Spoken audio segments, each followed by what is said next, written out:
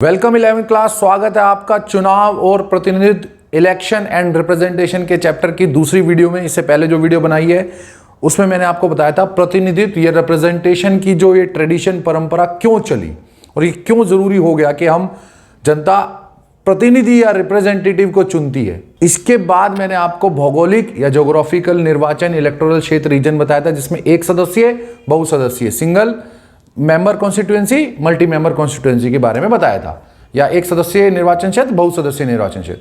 आज भी हम दो तीन तरह की प्रतिनिधित्व की या यूं कह लो रिप्रेजेंटेशन के मेथड या प्रणालियों के बारे में पढ़ेंगे। तो जल्दी से स्टार्ट करते हैं आज का वीडियो और आज का टॉपिक। मैं हूं विक्रांत, आप देख रहे हैं पॉलिटिकल साइंस 90+ मार्क्स।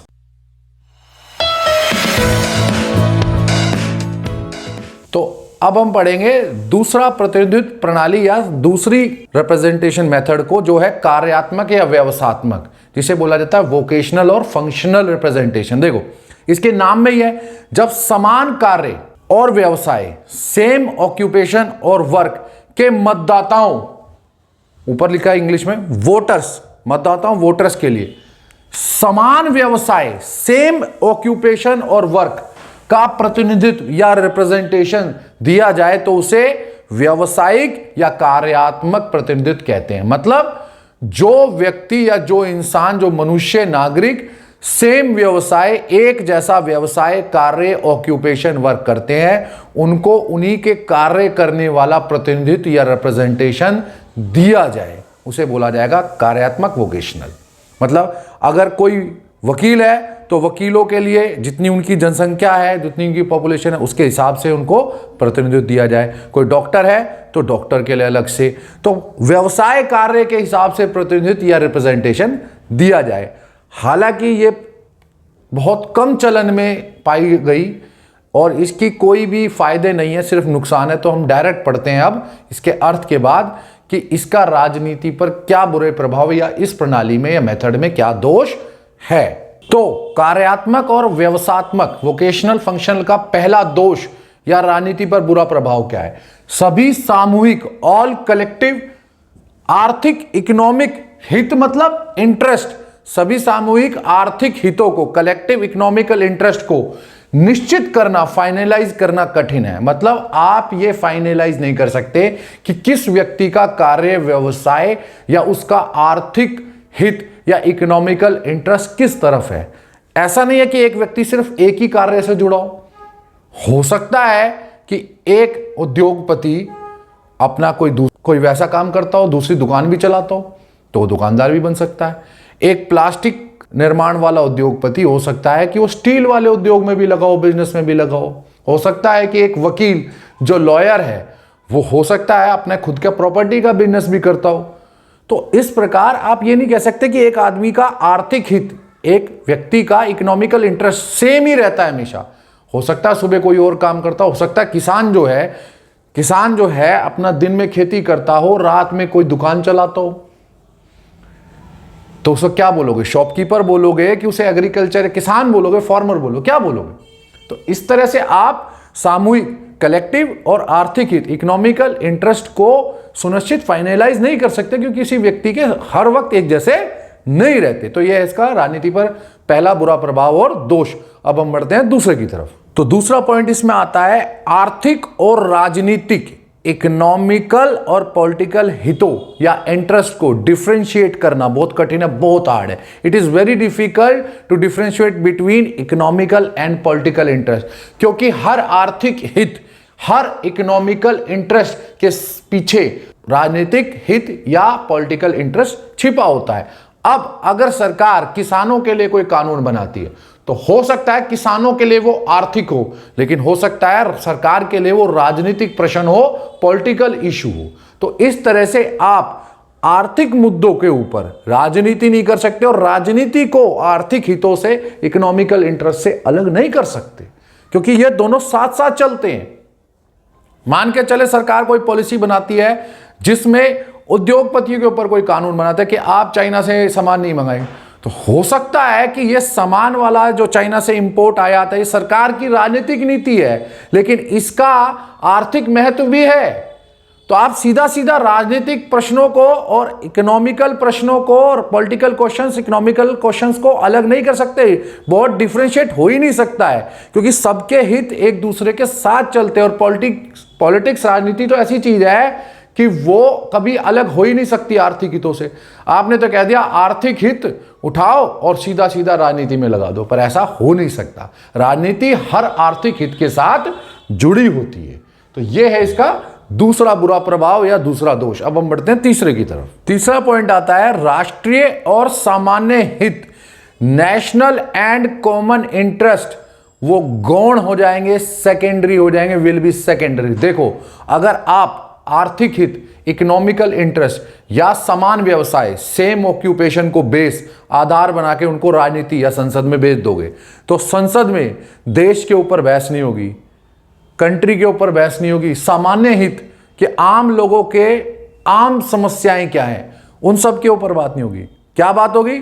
शिक्षक सोचेगा, टीचर सोचेगा मेरे फेवर, मेरे हित में काम हो जाए, वकील सोचेगा मेरे हित में हो जाए। तो वहां पर व्यवसाय के लिए एक बात होगी, कार्य के लिए बात होगी, ऑक्यूपेशन के लिए होगी, वर्क के लिए होगी, राष्ट्र के लिए नहीं होगी। कॉमन इंटरेस्ट, आम आदमी के लिए बात नहीं होगी, ये सामान्य हित के लिए बात। अगर किसान के प्रतिनिधि बैठा तो किसान के लिए बात करेगा, उद्योगपति का बैठा उद्योगपति के लिए बात करेगा। लेकिन कुछ ऐसी चीजें होती हैं जो राष्ट्र के लिए होती है, कुछ ऐसी होती है जो सभी आम जनता के लिए होती है। तो ऐसी नीतियों, ऐसी पॉलिसी के ऊपर बात होगी ही नहीं, वहां पर जा कानून बनना है। तो क्या होगा ऐसे में? आर्थिक हित बड़े हो जाएंगे, प्राइमरी हो जाएंगे, प्राथमिक हो जाएंगे। इकोनॉमिकल इंटरेस्ट प्राइमरी हो जाएंगे, आर्थिक हित प्राथमिक हो जाएंगे, उन्हीं के ऊपर सारा जोर जाएगा। और राष्ट्रीय हित, सामान्य हित, कॉमन इंटरेस्ट, नेशनल इंटरेस्ट, वो गौण हो जाएंगे, सेकेंडरी हो जाएंगे। ये इसका सबसे बड़ा बुरा प्रभाव बोला जाता है। अब हम बढ़ते हैं चौथे की तरफ। तो अब हम आते हैं चौथे या फोर्थ दोष या ब्लेम के ऊपर। राष्ट्रीय संप्रभुता के सिद्धांत के खिलाफ है। It is against national sovereignty principle. अब यह संप्रभुता और सॉवरेनिटी का अर्थ अगर आपको नहीं पता है तो इसका मतलब यह है आपने मेरी भारतीय संविधान के दर्शन और भारतीय संविधान की विशेषता वाली वीडियो को नहीं देखा है। उसे जरूर से जाके देखना, उसका लिंक मैं डिस्क्रिप्शन में दे रहा हूं, क्योंकि ये बहुत इंपॉर्टेंट है और इसके ऊपर 4 नंबर में भी क्वेश्चन आता है, तो इसको तो समझ लेना। लेकिन अभी हम आते हैं अपने टॉपिक पर, वरना वीडियो बहुत बड़ी हो जानी है। ये राष्ट्रीय संप्रभुता के सिद्धांत के खिलाफ है या प्रिंसिपल के अगेंस्ट है। क्यों? क्योंकि राष्ट्रीय संप्रभुता कहती है कि आंतरिक रूप से, बाह्य रूप से कोई किसी पे प्रभाव नहीं डालेगा। लेकिन अगर अलग अलग व्यवसाय, डिफरेंट ऑक्यूपेशन के लोग या पीपल संसद या यूं कह लो पार्लियामेंट में बैठेंगे, तो वहां पर वो अपने वर्ग या अपनी क्लास या यूं कह लो कि अपने व्यवसाय, अपने ऑक्यूपेशन का प्रभाव या डोमिनेंस जमाने की या पूरा प्रभाव दिखाने की कोशिश करेंगे। अब मान के चलते हैं आपने ये भी कह दिया कि चल भाई, हम जिस जनसंख्या को बांट रहे हैं व्यवसाय, ऑक्यूपेशन पे, उसी हिसाब से भेज देंगे। अगर मान के चले कि देश में किसान ज्यादा है और किसानों के प्रतिनिधि चले गए 200, बाकी सबके आए 30-30, तो उस संसद पर किसका प्रभाव होगा? किसानों के प्रतिनिधि का। तो ऐसा भी हो सकता है कि कुछ व्यवसाय वाले मिलकर आपस में, दुकानदार, व्यापारी, बिजनेसमैन, उद्योगपति, ये सोच ले नहीं हम अगर तीनों मिल जाए, क्योंकि हम का काम धंधा इकट्ठे एक जैसा चलता है, तो ये भी हो सकता है वो 2-3 मिलकर संसद पर या पार्लियामेंट पे प्रभाव या अपना पूरा कब्जा, नियंत्रण, कंट्रोल कर ले। और ऐसे में संप्रभुता नहीं बचेगी, क्योंकि संप्रभुता क्या कहती है? आंतरिक रूप से किसी वर्ग या व्यवसाय या किसी का भी, किसी व्यक्ति का, वर्ग का सरकार पर, राज्य पर कोई प्रभाव, कोई दबाव नहीं होगा। तो ये क्या है? संप्रभुता के सिद्धांत के खिलाफ है। अब बढ़ते हैं हम 5वें दोष की तरफ। तो नेक्स्ट पॉइंट, 5वां पॉइंट आता है व्यवस्थापिका, लेजिस्लेटिव की कार्य क्षमता, उसकी परफॉर्मेंस पर प्रतिकूल या यूं कह लो अपोजिट या यूं कह लो एडवर्सली इफेक्टेड बुरा प्रभाव या प्रतिकूल उल्टा प्रभाव पड़ेगा। अगर आपने वो वीडियो नहीं देखा है कि शासन के कितने अंग होते हैं और कौन से अंग का क्या कार्य है, ये बहुत इंपॉर्टेंट है। ये वाली चीज आपके साथ पूरी जिंदगी चलेगी अगर आप पॉलिटिकल साइंस में हो। तो शासन के अंग और उसके कार्य, वो वीडियो नहीं देखा है तो मेरा पहला वीडियो जरूर देख लीजिए, जो मैंने संविधान वगैरह में पढ़ाया है, संविधान का अर्थ, आवश्यकता, महत्व, ये पढ़ाया। वो वीडियो में मैंने शासन के अंग के बारे में बताया, उसका लिंक भी मैं डिस्क्रिप्शन में छोड़ दूंगा। खैर, आते हैं कि व्यवस्थापिका जो कानून बनाती है, संसद। अगर व्यवस्थापिका के अंदर अलग अलग व्यवसाय के लोग होंगे तो हर व्यवसाय का व्यक्ति या कार्य, जो भी ऑक्यूपेशन है, वो सोचेगा जो भी कानून या लॉ बने वो किसके हित में, फेवर में हो? उन व्यवसाय के। और इस प्रकार वहां कानून बनने की जगह एक आर्थिक लड़ाई, एक इकोनॉमिक फाइट चल जाएगी कि जो लॉ कानून बनेगा वो हमारे हित या फेवर में हो। तो उसकी परफॉर्मेंस, उसकी जो कार्य क्षमता है, इस पर कोई फायदा नहीं है, कोई बेनिफिट नहीं होने वाला, क्योंकि उससे क्या होगा, उस पर उल्टा एक नेगेटिव इंपैक्ट पड़ेगा और वहां सिर्फ इकोनॉमिकल फाइट होगी। वो देश के लिए कोई कानून नहीं बनाएगी, वो अलग अलग आर्थिक हितों के लिए, नेशनल अलग अलग इकोनॉमिक इंटरेस्ट के लिए कानून बनाएगी। तो ये हैं इसके 5 नेगेटिव या यूं कह लो 5 दोष या ब्लेम, नकारात्मक प्रभाव राजनीति पर क्या पड़ते हैं, कार्यात्मक या वैसा। अब हम बढ़ते हैं तीसरी प्रणाली, थर्ड मेथड की तरफ। अब हम आते हैं प्रत्यक्ष और अप्रत्यक्ष चुनाव प्रणाली, डायरेक्ट इनडायरेक्ट इलेक्शन सिस्टम पे। इसके लिए मैं पहले जो इससे पहले वीडियो बनाया था उसमें भी मैंने आपको प्रत्यक्ष या अप्रत्यक्ष बताया था, लेकिन वो इतना डिटेल में नहीं बताया था, क्योंकि अब इस पे डिटेल पे बताना पड़ेगा, क्योंकि इस पे क्वेश्चन आता है। तो इसके मीनिंग पे ज्यादा बहस नहीं करूंगा, लेकिन इसके गुण दोष के ऊपर हम ज्यादा अच्छे से बात करेंगे। तो प्रत्यक्ष चुनाव प्रणाली, डायरेक्ट इलेक्शन सिस्टम, जब मतदाता, वोटर डायरेक्ट, प्रत्यक्ष या सीधे अपने प्रतिनिधि का चुनाव या अपने रिप्रेजेंटेटिव का इलेक्शन या उसको इलेक्ट करता है, तो उसको बोला जाता है प्रत्यक्ष या डायरेक्ट। इसका उदाहरण यह है, आपके यहां पर, आप तो एक काफी मेच्योर हो गए, आप समझ चुके हो ये बात। आपके यहां पे निगम पार्षद, काउंसलर, विधायक, जो आपके यहां पे विधायक है उसको, और सांसद जो हम चुने अभी, जो अभी बीजेपी सरकार बनी है, लोकसभा वाले, तो ये सारे के सारे हमारे यहां कैसे होते हैं, प्रत्यक्ष चुनाव, डायरेक्ट इलेक्शन से। लेकिन अब अगर आपने कभी राज्यसभा का नाम सुना हो, तो आपने देखा होगा, आपने राज्यसभा के चुनाव के लिए कभी वोट खुद आपके घर से किसी ने डाली, वो इनडायरेक्ट चुनाव या अप्रत्यक्ष होता है। जब मतदाता या वोटर डायरेक्ट अपने प्रतिनिधि या रिप्रेजेंटेटिव को चुनता है तो उसे बोलते हैं डायरेक्ट। इसका उदाहरण भी दे देता हूं, बहुत सिंपल। आपकी क्लास में एक मॉनिटर बनाना है, 2-3 व्यक्ति या 2 लड़कियां या 2 लड़के खड़े होते हैं कि बनना चाहते हैं, और उनको कोई सीधे हाथ देकर वोट देगा, मेरे को ये नहीं चाहिए, ये चाहिए, या ये चाहिए, ये नहीं चाहिए, तो उसे बोला जाएगा डायरेक्ट चुनाव या प्रत्यक्ष चुनाव या इलेक्शन। अब बढ़ते हैं अप्रत्यक्ष की तरफ। तो अब हम आते हैं इनडायरेक्ट इलेक्शन या अप्रत्यक्ष चुनाव पर। जब मतदाता या वोटर जो वोट दे रहा है, वो पहले एक निर्वाचक मंडल, इलेक्टोरल ग्रुप, निर्वाचक मंडल मतलब इलेक्टोरल ग्रुप का चुनाव करे या उसे चुने, इलेक्ट करे, और वो निर्वाचक मंडल या इलेक्टोरल ग्रुप जनता के नाम पर उस प्रतिनिधि को चुने। तो ये क्या कहलाएगा, इनडायरेक्ट, या यूं भी समझो, मतदाता ने चुना निर्वाचक मंडल और निर्वाचक मंडल ने चुना प्रतिनिधि। ये सिंपल है, मतदाता को ने चुना निर्वाचक मंडल, निर्वाचक मंडल ने चुना प्रतिनिधि। इसको यूं भी समझ। अब इसको देखो, अपने ऊपर देखो, मान के चले आपके क्लास में एक मॉनिटर चुना जाना है, ठीक है, एक मॉनिटर चुना जाना बड़ी बात नहीं है, लेकिन इस मॉनिटर का चुनाव सीधे वो 50 स्टूडेंट नहीं करेंगे जो आपकी क्लास में है। आपके यहां कहते हैं कि नहीं, पहले एक 10 स्टूडेंट का निर्वाचक मंडल बनाया जाएगा। आप वो 50 स्टूडेंट जो आपकी क्लास में है, वो एक 10 स्टूडेंट को चुनेंगे, और वो 10 स्टूडेंट निर्वाचक मंडल बनकर एक मॉनिटर को बनाएंगे या चुनेंगे। तो ये क्या कहलाएगा, इनडायरेक्ट। ये चुनाव प्रणाली प्रत्यक्ष के मुकाबले काफी मुश्किल पड़ती है, लेकिन इसका प्रयोग भी काफी होता है। तो प्रत्यक्ष चुनाव प्रणाली के गुण दोष के बारे में ज्यादा बात नहीं करेंगे, क्योंकि वो एक सदस्यीय बहुसदस्यीय जो पिछली वीडियो में पढ़ाया था उसी के वही गुण दोष बन जाते हैं।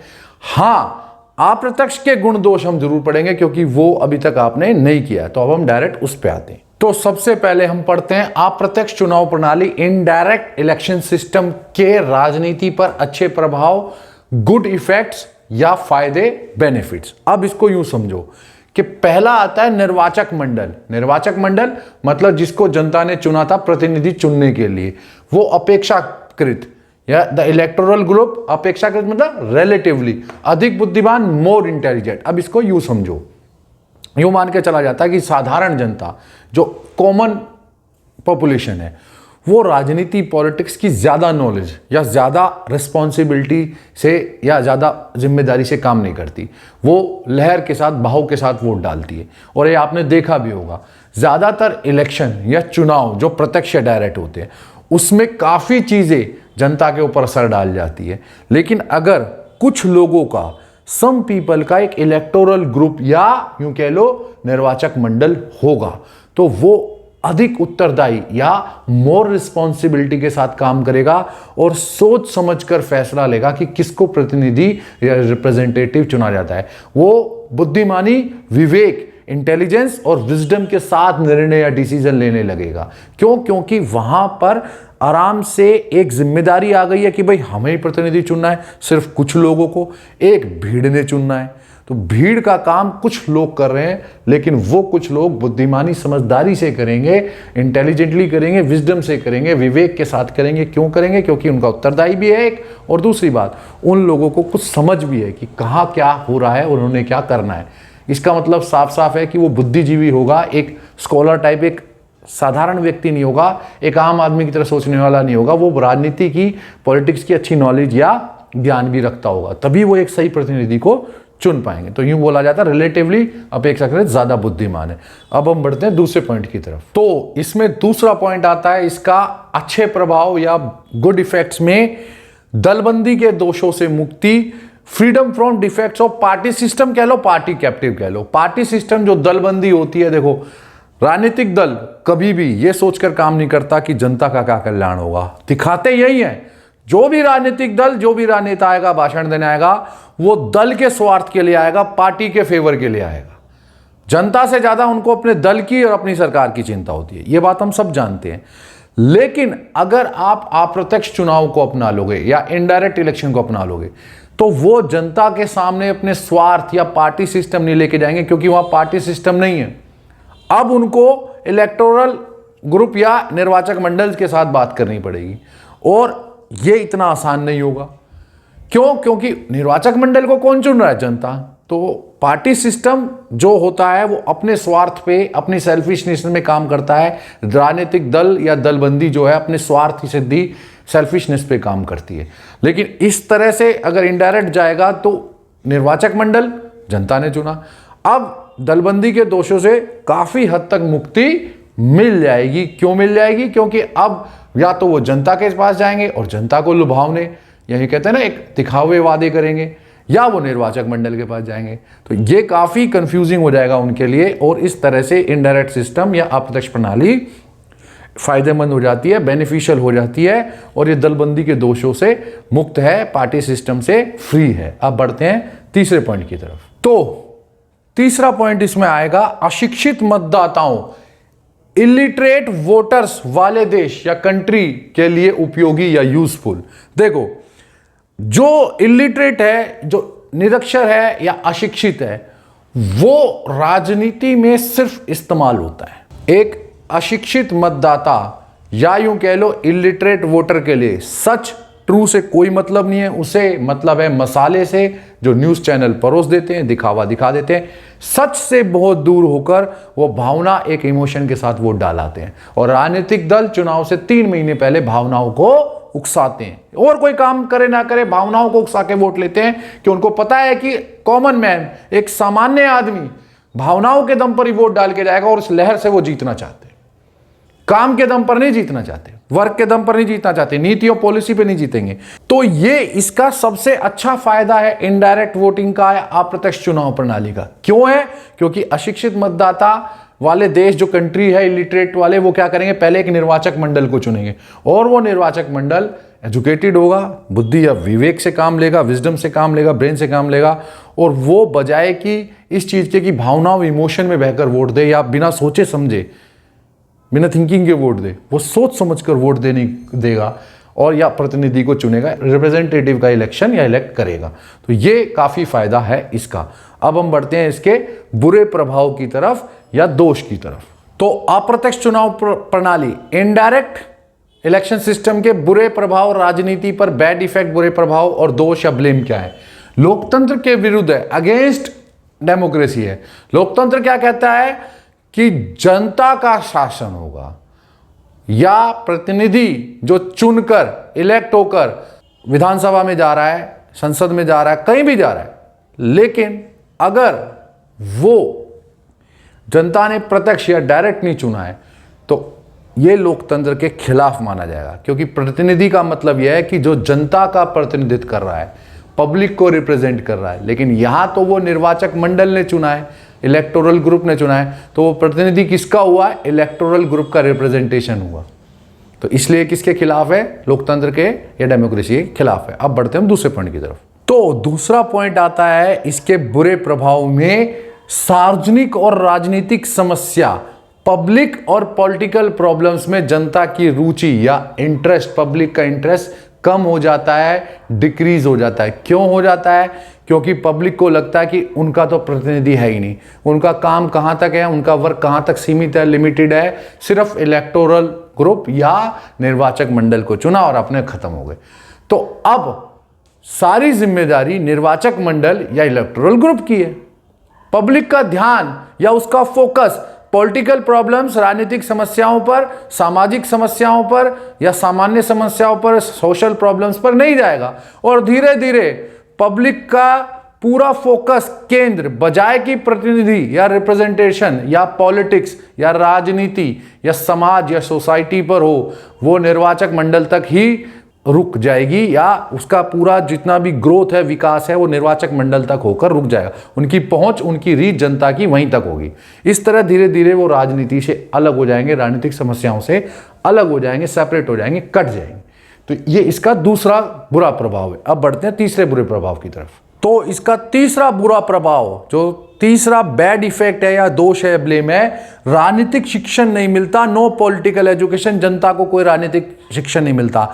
जब जनता को प्रतिनिधि चुनना ही नहीं है, उसको निर्वाचक मंडल चुनना है, तो उसका प्रतिनिधि या यूं कह लो रिप्रेजेंटेशन, जनता, निर्वाचक मंडल, मान के चले बीच में आ गया जनता, निर्वाचक मंडल, प्रतिनिधि, लेकिन प्रतिनिधि और निर्वाचक मंडल का डायरेक्ट या प्रत्यक्ष कनेक्शन कोई है ही नहीं, तो उसको राजनीतिक शिक्षा या पॉलिटिकल एजुकेशन क्यों मिलेगी? और वो क्या देखेगा? पॉलिटिक्स को क्या सीखेगा?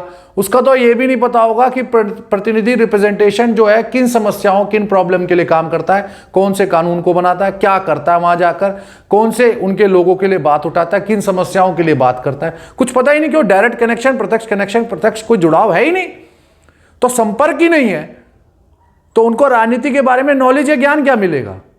उनका तो सिर्फ निर्वाचक मंडल तक रुक गए, इलेक्टोरल ग्रुप तक स्टॉप हो गए। तो स्टॉप हो गए तो उनको पता कैसे चलेगा कि कहां से राजनीतिक शिक्षण मिलेगा? प्रतिनिधि से मिलेंगे नहीं, राजनीतिक समस्याओं के बारे में ज्ञान नहीं लेंगे, नॉलेज लेंगे, तो पॉलिटिकल एजुकेशन, राजनीतिक शिक्षा कैसे मिलेगी जब उससे वो जुड़ेंगे ही नहीं, उससे कनेक्ट ही नहीं होंगे। तो ये है इसका तीसरा बुरा प्रभाव या बैड इफेक्ट। अब बढ़ते चौथे की तरफ। तो चौथा बैड इफेक्ट या यूं कह लो कि बुरा प्रभाव है मतदाता, वोटर्स और प्रतिनिधि, रिप्रेजेंटेटिव के बीच निकट का संपर्क या यूं कह लो नियर बाय कनेक्शन नहीं रहता। वो क्यों नहीं रहता? क्योंकि मतदाता को तो निर्वाचक मंडल को या इलेक्टोरल ग्रुप को चुनना है, अब प्रतिनिधि से डायरेक्ट बात वो क्यों करेंगे? और प्रतिनिधि जो चुना गया है या चुनने उम्मीदवार कोई लड़ रहा है, वो भी जनता के पास क्यों जाएगा? क्योंकि जनता ने उसका चुनाव करना नहीं, वो लुभाने की या उनको अपनी तरफ खींचने की कोशिश करेगा, अट्रैक्ट करेगा किसको? निर्वाचक मंडल, इलेक्टोरल ग्रुप को, बजाय कि जनता से कनेक्शन करने के। अब इसका क्या प्रभाव होगा कि जनता जिसने प्रतिनिधि चुनना है उससे कोई संबंध नहीं, और प्रतिनिधि जिसको जनता के लिए काम करना है उसको जनता से मतलब नहीं, तो दोनों के बीच निकट का, नियर बाय का संपर्क या कनेक्शन नहीं रहता। ये बहुत बड़ी इसकी समस्या बोली जाती है। अब बढ़ते हैं हम पांचवें पॉइंट की तरफ। तो पांचवा पॉइंट आता है कि इसमें दलबंदी के, पार्टी सिस्टम, पार्टी कैप्टिव के दोष या ब्लेम भी कम नहीं होते, या उसके जितने भी नुकसान है, लॉस है, वो भी कम नहीं होते। क्यों नहीं होते? चल ठीक है भाई, मान लिया कि अब राजनीतिक दल स्वार्थ सिद्धि की जगह बात नहीं करेगी क्योंकि उसे जनता से मतलब नहीं, निर्वाचक मंडल चुन रहा है, तो निर्वाचक मंडल थोड़ा बुद्धिमान है, मान लिया बुद्धिमान है। लेकिन सबसे बड़ी समस्या क्या हुई? अब राजनीतिक दल बजाय कि इस चीज के कि वो जनता को लुभावने वादे दे, अब राजनीतिक दल निर्वाचक मंडल को वादे करेंगे और निर्वाचक मंडल में फाइट करेंगे, बजाय कि वो जनता के सामने डायरेक्ट फाइट करते, चुनाव लड़ते, अब वो निर्वाचक मंडल का चुनाव लड़ेंगे ताकि ज्यादा से ज्यादा निर्वाचक मंडल में एक राजनीतिक दल के मेंबर, सदस्य आ जाएं, और फिर वो आ गए एक बार तो क्या होगा? निर्वाचक मंडल उस प्रतिनिधि को चुन लेगा। तो फाइट वहीं की वहीं रहेगी, दलबंदी के, पार्टी कैप्टिव के दोष या ब्लेम वहीं रहेंगे, बस फर्क ये हो जाएगा कि उसका प्रभाव निर्वाचक मंडल पर हो जाएगा। जनता निर्वाचक मंडल के लिए ही राजनीति शुरू हो जाएगी, निर्वाचक मंडल के ही राजनीतिक दल फाइट करना या संघर्ष करना शुरू कर देंगे। मतलब पहले वो सरकार बनाने के लिए या राजनीतिक दल सीधे प्रतिनिधि को चुनाव लड़वाते थे, उम्मीदवार को लड़वाते थे। अब वो सारी राजनीति का केंद्र, सेंटर बन जाएगा क्या? वो इलेक्टोरल ग्रुप या निर्वाचक मंडल। अब वहां राजनीति और राजनीतिक दल शुरू हो जाएंगे संघर्ष करना। तो इससे दोष कम नहीं होते, वो वहीं रहते हैं, बस उसका देखने का नजरिया, एक उसका केंद्र बदल जाता है, उसका सेंटर बदल जाता है। पहले वो प्रतिनिधि उम्मीदवार पर था सेंटर राजनीतिक दलों का, अब वो निर्वाचक मंडल इलेक्टोरल ग्रुप पर बढ़ जाएगा, लेकिन उसके दोष कम या ब्लेम कम नहीं होते। अब बढ़ते हैं छठे पॉइंट की तरफ। तो बुरे प्रभाव या बैड इफेक्ट और दोष में आता है छठा पॉइंट, भ्रष्टाचार पनपने का भय, फियर ऑफ करप्शन राइज। देखो, राजनीतिक दलों को तो सरकार चाहिए या प्रतिनिधि, रिप्रेजेंटेशन। हम सब जानते हैं कि चुनावों में, इलेक्शन में पैसे का प्रयोग होता है, लेकिन ये भ्रष्टाचार या करप्शन और ज्यादा बढ़ सकता है, इंक्रीज हो सकता है। कब? जब उन्हें यह पता चल जाए, एक उम्मीदवार को, एक व्यक्ति जो चुनाव लड़ रहा है, कि भाई अब मेरे को अपने क्षेत्र के 10 लाख लोगों को अपनी तरफ नहीं खींचना, सिर्फ 10 लोगों को खींचना है। जिन 10 लोगों को कौन चुन रहा है? वो 10 लाख जनता, निर्वाचक मंडल। तो वो सबसे बड़ा खतरा है, वो निर्वाचक मंडल पे ज्यादा से ज्यादा पैसा बहाएंगे बजाय कि जनता के ऊपर ध्यान दे। तो इससे भ्रष्टाचार, करप्शन के राइज या पनपने का भय या फियर सबसे ज्यादा है। क्यों? निर्वाचक मंडल के सदस्य, मेंबर कम होते हैं और उनको आसानी से अपनी तरफ लाने के लिए पैसे का, संपत्ति का, मनी का, प्रॉपर्टी का लोभ, लालच या उनको मोह दिखाया जाएगा और वो बड़े आसानी से, सब जानते हैं पैसे की ओर, मनी की ओर, सब अट्रैक्टेड हो जाते हैं। इसमें कोई बड़ी बात भी नहीं है। करप्शन तो जग जाहिर है सर, हर जगह इलेक्शन में। तो चुनाव में जब जग जाहिर है तो और ज़्यादा बढ़ने का भय या फियर तो रहेगा ही, क्योंकि अब 10 लाख लोगों की जगह आपको 10 लोगों को खरीदना है, जो बहुत कहते हैं ना कि एक आसान टास्क, ईजी टास्क हो गया। लेकिन इससे भ्रष्टाचार बढ़ने का भय बहुत ज़्यादा हो जाएगा, करप्शन का जो फियर बहुत ज़्यादा हो जाएगा। तो ये हैं इसके 6 नेगेटिव या नकारात्मक प्रभाव, बुरे प्रभाव, बैड इफेक्ट या ब्लेम या दोष। अब हम बढ़ते हैं नेक्स्ट प्रणाली, सिस्टम की तरफ। तो नेक्स्ट आता है साधारण बहुमत प्रतिनिधित्व प्रणाली, सिंपल मेजोरिटी रिप्रेजेंटेटिव सिस्टम। यह सिस्टम बहुत जगह, लगभग पूरे विश्व में फेमस है, पाया जाता है। इसके लिए इसमें ज्यादा कोई समस्या नहीं आएगी समझने में। इसका सिंपल सा मतलब है, जब जिस प्रत्याशी मतलब उम्मीदवार, चुनाव लड़ने वाला व्यक्ति, हर कोई जो चुनाव लड़ रहा है वो उम्मीदवार होता है, प्रतिनिधि नहीं होता। जब वो जीत जाता है तब प्रतिनिधि बनता है। इस कैंडिडेट को मोर वोट मिले, किससे मोर? दूसरे प्रत्याशी उम्मीदवारों से। दूसरे प्रत्याशी उम्मीदवारों से ज्यादा वोट जिस प्रत्याशी उम्मीदवार को मिल गए, उसे ही विजयी या विनिंग घोषित कर दिया जाए या अनाउंस कर दिया जाए, तो उसे कहते हैं सिंपल मेजोरिटी या साधारण बहुमत प्रणाली। ये भारत में है, अमेरिका, हर जगह यही पाई जाती है। इसमें कोई समझने में दिक्कत ही नहीं है। अब इसके गुण दोष, तो जो मैंने आपको पिछली वीडियो में बताया था, एक सदस्य, उसका लिंक भी मैं आई बटन में छोड़ रहा हूं। एक सदस्य और बहुसदस्यीय में से बहुसदस्यीय को हटा दो, तो जो एक सदस्य के गुण और दोष पढ़ाए थे, वही साधारण बहुमत के गुण और दोष लिखे जाएंगे। तो वही वाले सेम इसमें लिखने, इसमें कोई साइंस, रॉकेट साइंस, कोई अंतरिक्ष ज्ञान नहीं लगाना। बस इतना कर देना, जो एक सदस्य निर्वाचन क्षेत्र के गुण दोष थे, वही साधारण बहुमत के गुण दोष बन जाते हैं। अब जो हम नेक्स्ट पढ़ेंगे वो याद रखना बहुत इंपॉर्टेंट होगा, आनुपातिक प्रतिनिधित्व पद्धति। ये बहुत डिफिकल्ट है और मैक्सिमम 11 से ही नहीं समझ पाते, ग्रेजुएशन तक कंफ्यूज रहते हैं और उनको फिर आगे इसका कोई फायदा भी नहीं मिलता, वो पढ़ भी नहीं पाते। तो ये बहुत इंपॉर्टेंट है। अगली वीडियो में मैं वो कराऊंगा, तो बने रहिए मेरे साथ। मैं हूं विक्रांत, आप देख रहे हैं पॉलिटिकल साइंस 90+ मार्क्स।